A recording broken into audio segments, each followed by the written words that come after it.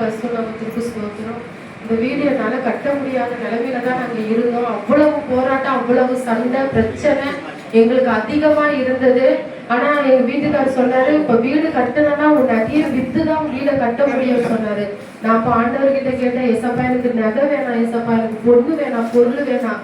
நான் சின்னதுல இருந்தே ரொம்ப வீடு வசதி இல்லாம நான் ரொம்ப கஷ்டப்பட்டுவேன். என் அண்ணன் தம்பிங்க, என் அண்ணனுங்கெல்லாம் என்ன பண்ணுவாங்க, எங்க வீட்டை விட்டு என் அம்மாவையும் என் தம்பியும் விரட்டுவானுங்க. வீட்டுக்குள்ளேயே எங்களை இருக்கவே விட மாட்டாங்க. அவ்வளோலாம் கஷ்டப்பட்டு வேதனைப்பட்ட ஏசப்பா எனக்கு அம்மா போட்ட 10 பவுன் எனக்கு வேண்டாம். இந்த 10 பவுனை நான் வித்துட்டு நான் இந்த வீடை கட்டுறேன், நீ வீடை கட்டு, நீ அஸ்திவாரம் போட்டு அந்த அஸ்திவாரம் போடும்போது கர்த்தர் அதுக்கு மேல் கொண்டு காசை கட்டாயம் ஆண்டவர் தருவான்னு சொல்லும் போது அந்த அஸ்திவாரம் போடுறதுக்கு மட்டும்தான் அந்த 10 பவுனுடைய காசு என்கிட்ட இருந்தது.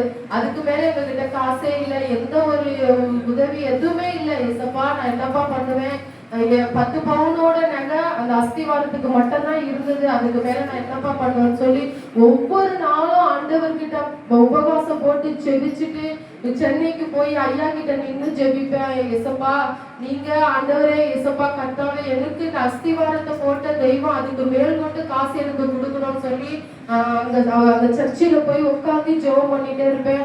அதே மாதிரி ஐயா கிட்ட இருந்து ஜெபம் பண்ணிட்டு வருவேன். அப்ப சொல்லுவாரு, கர்த்தர் உனக்கு நிச்சயம் ஆசீர்வதிப்பார், நீ கட்டிடத்தை கட்டாயம் ஆசீர்வதிப்பார் என்று சொல்லி ஒரு 6 மாசம் 5 மாசம் கழிச்சு வீட்டுக்கு போகும்போதெல்லாம் ஐயா கிட்ட நான் ஜெபம் பண்ணிட்டு தான் வருவேன். அப்படி வந்து இங்க ஜெபிக்க கர்த்தர் அதுக்கு மேல் கொண்டு காசை என் கணவருடைய வருமானத்திலேயே ஒரு 6 லட்சம் 7 லட்சம் கிட்ட எனக்கு கணவருடைய வருமானத்திலே இந்த வீட்டை நான் அதிகமா கட்ட ஆரம்பிச்சேன்.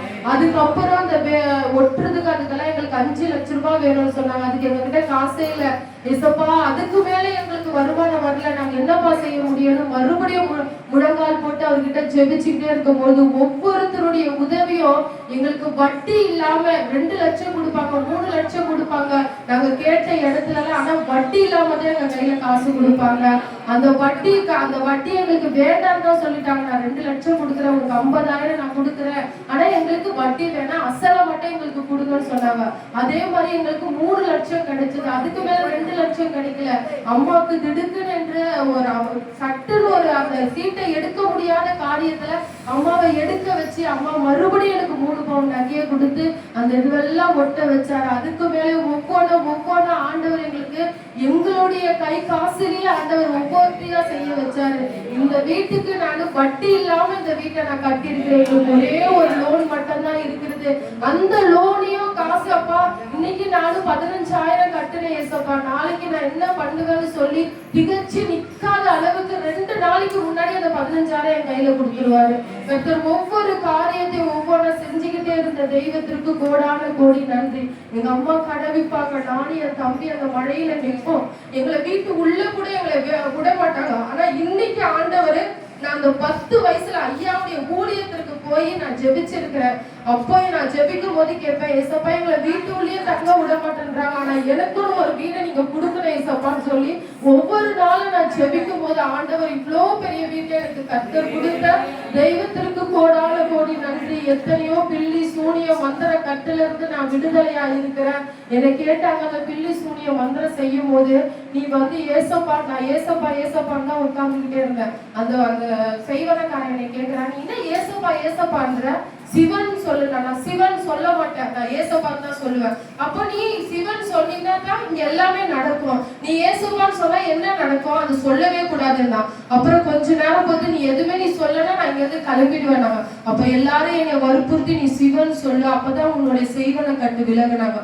அப்போ சிவன் சொல்லும் போதுதான் என்னை ரொம்ப அளவுக்கு அதிகமான அந்த செய்வனை கட்டு அதிகமாகி என் கையும் காலும் மறுத்து போய் ஒரு கையும் காலும் விலகாத நிலைமைக்கு ஆன ஆண்டவரே ஏசப்பா, இன்னைக்கு நான் இறந்து விடுவேன், என்னையே எங்க அம்மா வீட்டுல விட்டுடுன்னு சொல்லும் போது நான் அதே கை கால் முடியாம நடக்க முடியாம நடந்து எங்க அம்மா வீட்டுக்கு போயிட்டு அதே மாதிரி போய் அங்க போய் ஒவ்வொரு நாள் ஆண்டவரை நோக்கி ஜெபிக்கும் போது 1 லட்சம் ரூபாய் செலவானது. எனக்கு ஒரு பைசா கூட இல்லாம கர்த்தர் எனக்கு விடுதலை கொடுத்தார், எனக்கு வீட்டை கொடுத்தார்.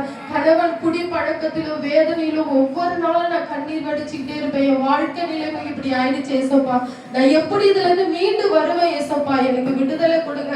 எனக்கு தம்பியும் சரியில்லை, நான் மறுபடியும் எப்படி எங்க அம்மா வீட்டுக்கு போவேன், நான் என்னால வாழ முடியாது ஏசப்பா சொல்லி ஒவ்வொரு நேரமும் இருட்டுல உட்கார்ந்து கண்ணீர் வடிச்சு ஜெபித்திருந்த நாட்கள் அநேக நாட்கள். இன்னைக்கு ஆண்டவர் என்கிட்ட வந்து சொல்றாங்க எனக்காக ஜெபம் பண்ணு என்று.